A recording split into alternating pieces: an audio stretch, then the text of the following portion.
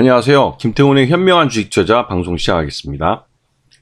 오늘은 에어부산을 갖고 왔는데요. 저비용 항공사 중에서 대한항공과 아시아나항공의 합병으로 인해서 이 진에어와 에어부산, 그 다음에 에어서울 이 세 개의 항공사가 합병을 통해 거대 그 저비용 항공사로 성장할 수 있는 그런 가능성이 커진 회사입니다. 물론 그 코로나 팬데믹 기간 중에 실적이 굉장히 나빴죠. 그것 때문에 증자도 하고 해서 덩치는 자본금 규모는 굉장히 커졌습니다. 그러니 당연히 주가도 그 주식수가 늘어난 것만큼 흘러내렸죠. 그래서 지난해 11월 1일 날 그 1920원이라는 최저점을 찍었는데 그 이후로 3개월 만에 지금 4,000원대 주가로 지금 끌어올려진 상태입니다. 거의 더블 났죠. 이렇게 더블 난 이유가 바로 일본 노선, 일본 여행이 다시 열리면서 일본 쪽에서 빠르게 실적이 회복되고 있기 때문입니다. 작년에 일본을 찾은 해외 외국인 관광객들 중에 우리 한국인들이 100만 명이 넘었다고 그러죠. 그 100만 명의 인원들을 우리나라 저비용 항공사들이 주로 많이 실어 옮겼습니다.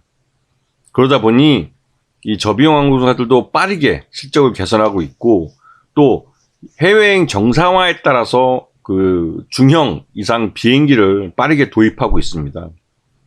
그러다 보니 당연히 이 에어부산도 그런 실적 회복을 주가에 반영하면서 지금 주가가 오르고 있는 거죠. 아직 이 에어부산은 더 가야 될 길이 많이 남아 있습니다. 이거는 실적만 봐도 알 수 있는데요. 이 전체 여객하고 화물도 일부 이 코로나 팬데믹을 이겨내기 위해서 만들었지만 대부분의 화물기들은 이제 여객으로 전환이 됩니다, 다시. 내부 구조 개혁, 구조 개선을 통해서요. 이게 이제 그동안 이제 이 코로나 팬데믹 때문에 어쩔 수 없이 이제 화물기로 운영됐던 것들이 다시 정상적으로 여객기로 전환이 되는 거죠. 보시면 3분기인데도 불구하고 작년 3분기 실적이 이 2021년 온기보다도 더 큰 걸 알 수 있습니다. 네. 그리고 이러한 매출 증가는 이 실적에도 고스란히 반영이 되어 있죠. 보시면 매출만 해도 거의 뭐 3분기인데도 불구하고 뭐 더블 날 정도니까요. 하지만 여전히 그 영업이익은 적자를 기록하고 있는데 적자 폭이 작년보다는 굉장히 줄어들었죠.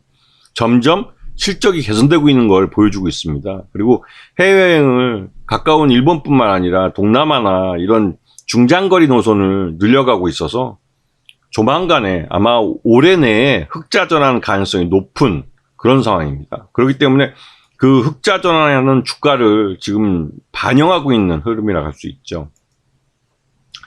그리고 이 에어부산은 아까 초두에 말씀드렸지만 이 한진그룹이 그 대한항공과 아시아나항공의 합병으로 이 저비용 항공사들도 모두 통합될 가능성이 크죠.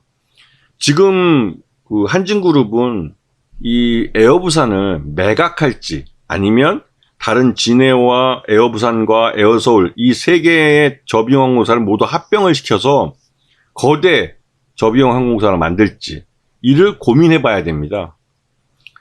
역시 이제 지주회사 체제로 가고 있기 때문에 그 대한항공 쪽에서는 합병을 통한 거대 이 저비용 항공사를 갖기를 원하겠죠. 왜냐하면 그래야 제주항공 같은 이 등치 큰 업체와 경쟁을 할 수 있기 때문에 그렇습니다.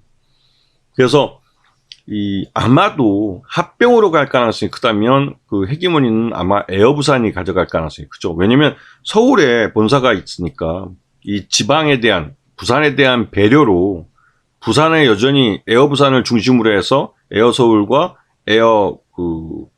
그러니까 진에어가 합병하는 구조로 가져갈 가능성이 큽니다. 이거는 일종의 또 정치적 배려도 있죠.